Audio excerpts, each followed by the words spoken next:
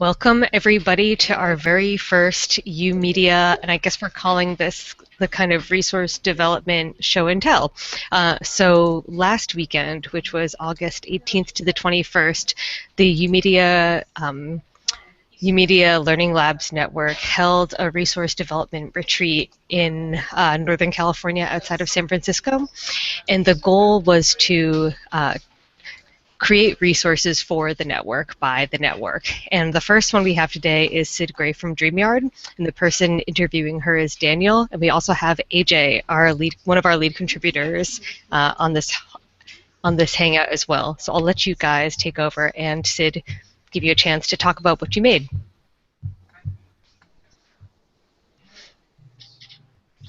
And we also have Jennifer joining us from SFPL. Hey, Jennifer. Hello. Go ahead, Daniel. Oh, so I'm going to start off with the questions. All right, so Sid, I know your resource is a social justice guide. I wanted, if maybe you could start off by describing a little bit how you were like motivated or driven to create this document. It was a pretty open like submission for these resources, and what made you think that like this was something that you really wanted to contribute versus like another type of thing? Well, I was thinking about what I could do at the retreat, and it seems like social justice is one of those things that DreamYard does that other communities within the network don't really do. And I do a lot of work with young people around social justice issues, and it's kind of difficult for a lot of people to know how to start or where to start for that. And they normally ask me in person when they get a hold of me, but this is a way just to spread that information out in a different way. Okay. So you think it's basically targeted towards educators explicitly? Definitely. Definitely for educators. So what about like administrators and stuff like that, trying to like inject that in their program? Is that something that you think they could benefit from too, or? I feel like they could see it and kind of translate it for what they need it to be, but it's definitely written in a like snarky voice towards educators. Okay. For people on the ground then. Yeah. All right, and do you think you said you're coming specifically from like DreamYard, which is like a little bit more, if I'm correct me if I'm wrong, like kind of curriculum based, like you have like a classroom more style setting. Could it be adapted to fit into like maybe like a little more non-traditional settings too, or do you think you need like the kind of the attention of a classroom? I definitely think so. I am speaking to people who have classrooms a lot in the document, but one of the beginning pages of it, because it's kind of a workbook, it's not just like something that you read, it's something you're supposed to interact with, but one of the very first interactive pages is defining your organization. So it's a whole page of what does your organization do, what do you do well, what defines you, what kind of organization are you, so you can think about that before you try to do some of the other things that I mentioned later on in the document. Okay. Can you think of any like kind of specific examples of things going on at DreamYard, like a pretty good representation of like the document basically, or how you like use these tools? I did teach a class over the summer for middle schoolers. This is like the like, tell a story section. It's like tell us a story. Well, thank you. Well, this summer when I was teaching middle schoolers, I had 18 of them. They were all awesome. It was supposed to be kind of like a media literacy boot camp type deal where it's not fun skills like this is a web browser, this is, like how to use Word. But what I decided to do with that is teach social justice content with those skills. So we did things like the civil rights movement and unpacking all of that and seeing how it happened, but we were also learning how to use Word and use formatting. We did the Vietnam War and how the United States got to the Vietnam War and their participation in wars throughout history and why. But the skill for that was learning about different artists who are also activists. So we had them listen to songs from different people within the Vietnam War, or like just responding to what's going on around them, revolutionary style. And then we had them like rewrite the lyrics so that it made sense for them, and then make a podcast where they actually talked about how they felt about the song, what was the context, and whether they liked the song or not. So it was all of those things at once. in kind of like one lesson. Cool. Yeah. So, do you think people in like library museum settings, like how do you think that they could? Is there a way to like kind of tie this in with anything in like collections or anything like that?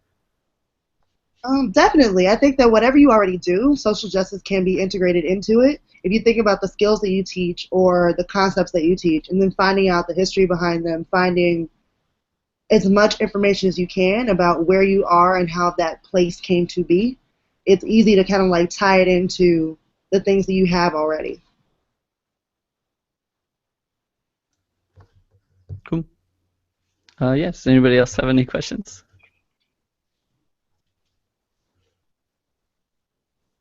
No? All right. So yeah, I guess is that going to be it then, or? Well, I was going to say maybe Hey, now EJ can, Oh. or then go ahead. Oh, it's Jennifer. I was just gonna say, maybe I missed the first few minutes. And Sydney, is there something how this is visually? I'm just curious how the format can be plugged in, or I mean, how the platform can be, applied to the different programs we provide. I'm really curious. I think it's a fantastic resource because we've had this question come up with bringing social justice programs, kind of separating them out and calling them that, or giving them that label and providing it to youth. But then I like the idea of integrating it and equipping us with the language we need and things like that as frontliners. But I just wondered what it was going to look like. Drum roll. I don't know. Maybe you already provided something. Sorry. No, that's a good question. It's actually a workbook.